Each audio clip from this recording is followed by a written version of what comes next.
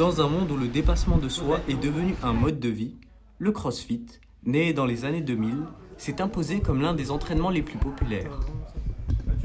Mais qu'est-ce qui rend cette discipline si unique ? Ouais, parfait ça. On se redresse entièrement. C'est surtout la polyvalence du sport, le fait de pouvoir bouger sur plein de modalités différentes, de pouvoir apprendre à soulever des poids, apprendre à gérer son poids de corps et le côté cardio aussi qui est très prédominant dans le CrossFit. Vous avez des box à côté, vous pouvez vous mettre au milieu comme vous voulez. La position de mes anneaux, on ne cherche pas. Au-delà de la performance physique, le CrossFit est aussi une communauté. Chaque athlète encourage l'autre à donner le meilleur de lui-même, peu importe le niveau, chacun progresse à son rythme, dans une ambiance de solidarité. Allez la team. On est en groupe, donc du coup ça crée une espèce d'émulation, on n'est pas tout seul dans son effort, mais en même temps, quelque part, on est aussi face à soi-même. À partir du moment où le chrono est lancé, on est tout seul, on compte ses répétitions, et c'est son effort qui compte, même si on est entouré de plein de gens qui sont dans le même état d'esprit. L'une des forces du CrossFit, c'est son accessibilité. Peu importe votre condition physique de départ, les exercices sont modulables. Ils vous aideront à développer force, endurance, souplesse et bien sûr, confiance en vous.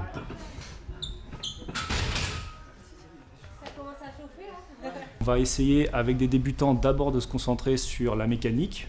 Est-ce qu'ils ont une bonne mécanique ? Et on va les laisser là-dessus pendant un certain temps. Avec les plus confirmés, on va mettre un petit peu plus de consistance. Donc du coup, on va leur demander de répéter cet effort plusieurs fois. Et avec les plus expérimentés, du coup, on va leur mettre de l'intensité. On va leur dire d'y aller fort, d'y aller vite et avec de la charge.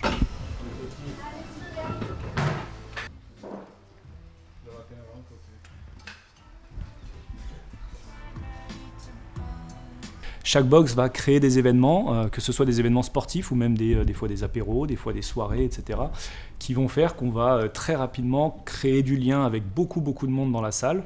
Et ensuite, ces liens-là vont généralement s'étendre même au-delà de l'aspect purement sportif. Je pense que le CrossFit a quand même un bel avenir devant lui, avec effectivement une phase exponentielle de salles qui a notamment explosé en France ces dernières années, mais qui va progressivement atteindre un plateau, on y est déjà même quasiment.